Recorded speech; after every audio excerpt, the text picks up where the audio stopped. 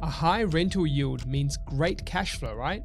Not always. In this episode, let's talk about the traps so many new investors fall into when it comes to understanding rental yields. More importantly, not understanding them. To do this, I'm going to walk us through 3 different scenarios that will leave you to understand rental yields better than most property investors across the country.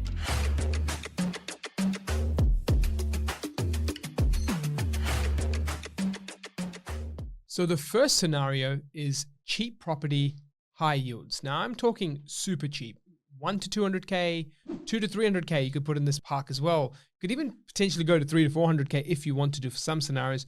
But in this particular cash flow scenario, we're going to talk about the 100K mark, right? And in this particular property I've got here, this is a $110,000 purchase price. Now, if you're wondering, does this exist in Australia? The truth is it does. It exists at the back of those magazines with high yields and the top highest yield suburbs, or those web articles you see. And it even exists in those who might think of rental yield as the best investment forward, and they take you through those affordable options as professionals, thinking that this is how you can really get ahead in the market today. Now, when we break down this cash flow, if you're looking at this tool is called ARI, our Advanced Rental Income Analyzer. Now, this cash flow analyzer, there is a link in this show, both on the YouTube, if you're watching this, and in the podcast description, if you're listening to this, where you can actually click on this link and be able to get yourself a free copy of this cash flow sheet. It's totally free for you to use. In this particular $110,000 purchase, we're saying that you've got a bigger deposit. So we're making it actually, a larger percentage. We're being more generous here. We're saying it's an 80% loan. Now with an 80% loan, that's 20% down. And for different costs and things, that's not as much of a figure as, say, if you're going obviously for a 3, 4, 500K property, which means it's an actual good first step into the door to be able to get there with very low money. And when you see high yields as you're seeing now, where in this cash flow sheet, you're seeing $210 of rent, which is what, 9.93% gross yields. This must look like the most amazing first step into property, right? But I need you to hold that thought just for a little bit longer, because yields at the top level don't always represent the numbers at the bottom level. And at the top level, if someone was saying how good's 9.93, well, for context, interest rates are between 6 and 7% in the current market for investors. So 9.93 is phenomenal, right? Now, what you're looking at here is going, hey, hold on a minute, Arjun, I see a bunch of red here. Why is it even at 9.93%? Some red showing. Isn't that meant to be higher than interest rates? Well, see, you're catching on to what's happening here with these yields. Now, this particular property is negative cash flow per annum before tax of about $3,600.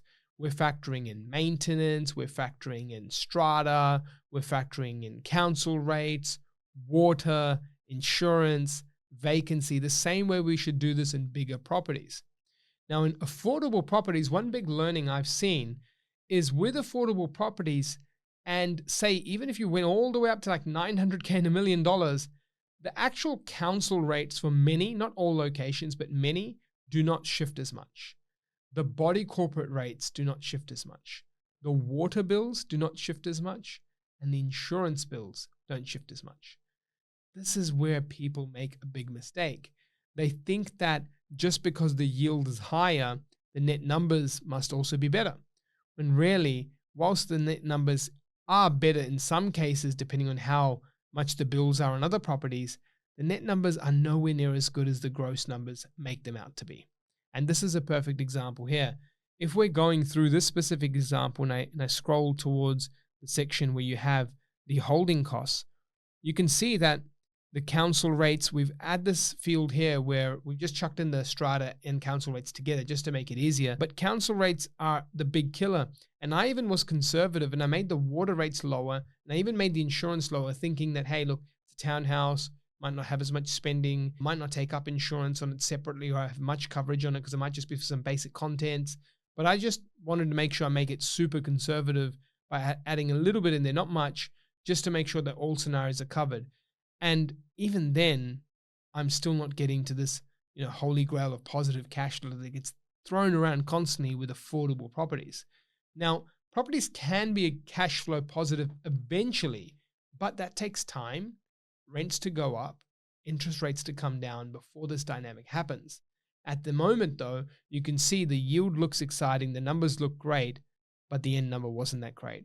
I'd actually made this mistake myself in the past. I'd purchased a $180,000 townhouse thinking the rents at 245 to 275 are great. And then as the rents went up, I'm looking back at them going, why am I not sitting in some decent cash flows here? Well, this was exactly why, because the bills make up a higher proportion of the purchased and rental costs. Let's go through scenario 2. For scenario 2, we're going to look at the city of Adelaide. And the city of Adelaide, we're choosing this one in comparison to a market in Queensland. And the reason why is that we're able to see variances on the gross yield, similar purchase prices, in fact, the exact same, but the net yield comes out to be different. Now, in this particular scenario, this is a common one because this also leads to scenario 3, which is what you would do when certain bills are higher in certain areas and the perspective of looking at them differently. So firstly, we're looking at Adelaide here, and we can see $550,000 purchase price. And we can also see the property in Townsville, which is another location, at $550,000. Now, when we look at the rental yields, this is the big difference, right? The Adelaide property here has a rental yield of just under 4.4 or thereabouts, whereas the Townsville property is more closer to 5% rental yields, just under. So firstly, you'll notice that the Townsville property does have a higher rental yield, but then the Adelaide property has a lower one at 4.3, 4.4. But the big difference is this: the council rates in Townsville, the water bill is much the same, but except in Adelaide, it's broken down into like water, emergency levies, and a few other things, but let's just call it much the same. The insurance and the council rates are the big difference makers. And those insurance bills and council rates that are higher in Townsville are actually making the net yields drop down. Even though there's a high difference on the top numbers being 550 rent and 485, those numbers don't flow down to be that same big difference.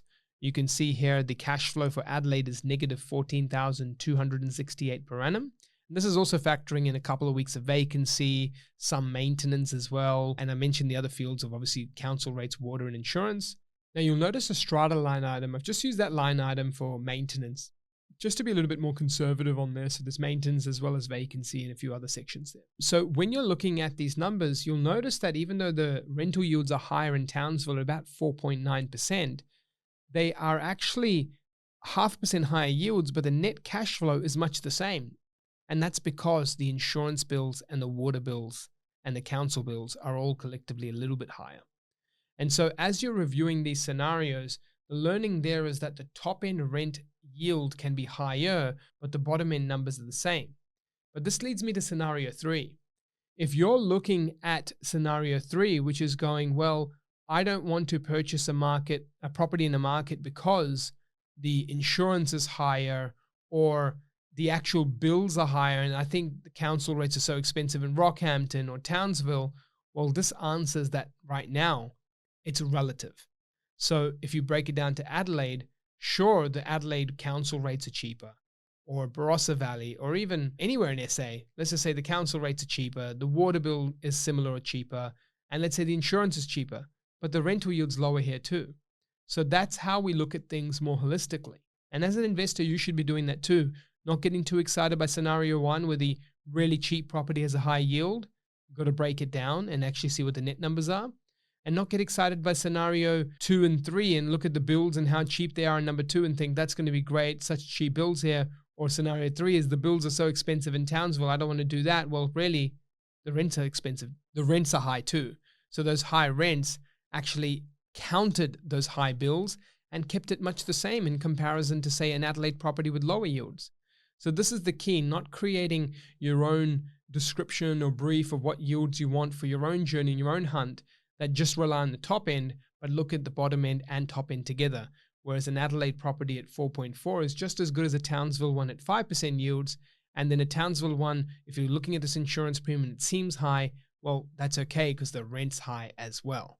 So that is the key thing when analyzing property.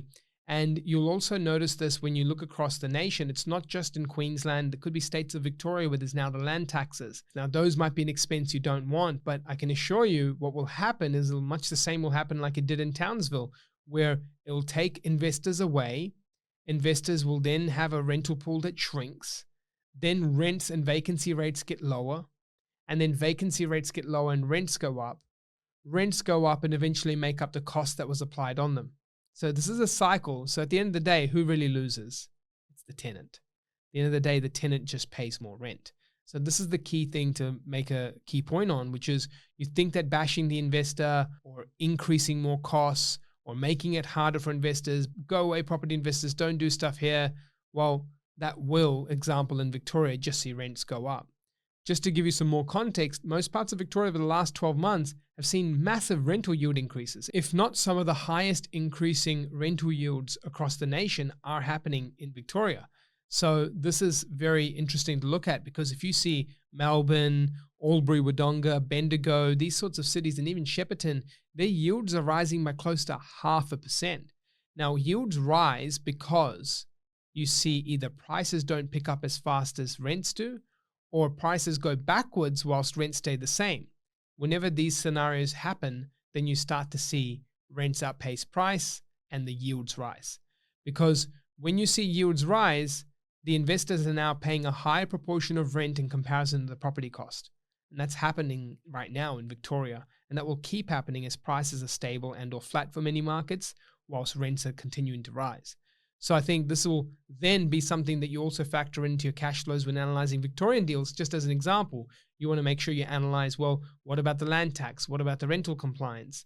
Now, that will obviously, based on that scenario I gave you before, start to be alleviated through rental increases, which is why you should always play the long game, but just make sure you factor them all into account when analyzing it. And by analyzing it, you'll be able to then see, well, a Victorian 5% yield might be the same as an SA 4.3. Or a Queensland 5.2 might be the same as a SA 4.6. Or a Queensland 5.2 in one part of Queensland is much better than a 5.2 somewhere else. The point is holistic analysis of rental yields and cash flow to be able to create your purchasing journey in the direction you want and the brief you want for your own journey, or when working with professionals, needs to be more holistic. Don't get too excited by the highs, but don't get too turned off with the lows. That low yields in the 4s might actually be very good, almost similar to a 5 elsewhere. And this holistic view will help you in analyzing deals correctly.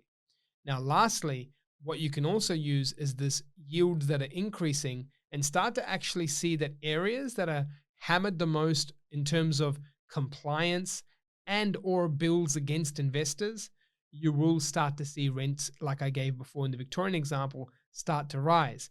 And this comes back to the next and final bonus point. Learn about the concept of yield on purchase. Yield on purchase will help you immensely. Yield on purchase is essentially when you go and say, I've got a 500K property today, it rents for 5.2%, which is a $500 rent per week. But what happens is you purchase today at 500K. Every time rents rise, your purchase price doesn't change. So your original yield on your purchase keeps changing. Because if you got to $600 per week rent over the coming years ahead, but your original purchase price is still 500K, times that 600 by 52, and that's your yield percentage when you divide it against the purchase price. Now that is a massive jump in yield percentage. You've gone from 5.2% close to 6% plus if these rents keep carrying on like that.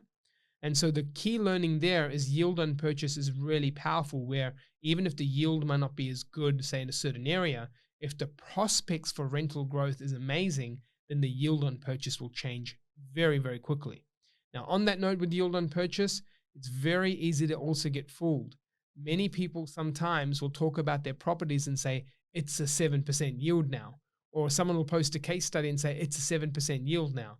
Well, that doesn't mean it's for you, the buyer. You can now go buy a 7% yield. It means had you bought 2 or 3 years ago at maybe a 5 to 6% yield, and the rents rise, but the price stayed the same, now it's a 7% yield based on 2 years purchase prices from 2 years ago.